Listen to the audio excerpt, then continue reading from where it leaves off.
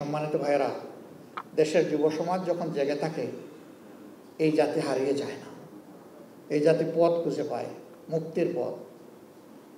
আমরা আমাদের যুব সমাজকে নিয়ে খুবই আশাবাদী।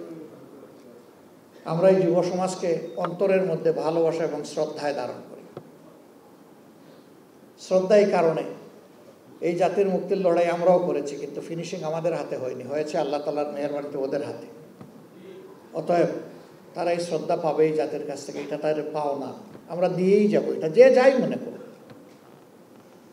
আমাদের কম বেশি কিছু অংশগ্রহণ তো ছিল, কি ছিল না ছিল মানুষই বলে, আমরা নিজের মুখে বলতে চাই না, কিন্তু আপনারা সাক্ষী, কখনো আমরা দাবি করি নাই যে এই আন্দোলনে আমাদের এই অবদান আছে।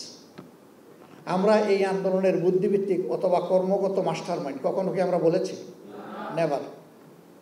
আমরা বরঞ্চ এটাকে অস্বীকার করেছি যে যদি একজনকে দুইজনকে মাস্টার মাইন্ড বলেন তাহলে বাকিদেরকে তো আন্ডারমাইন্ড করা হবে। আমরা তো কাউকে আন্ডারমাইন্ড করতে চাই না, আমরা প্রত্যেক যোদ্ধাকেই সম্মান জানাতে চাই, এবং কালেকটিভলি সকল যোদ্ধারাই হচ্ছেন আমাদের মাস্টার মাইন্ড, কোনো একক ব্যক্তি নয়।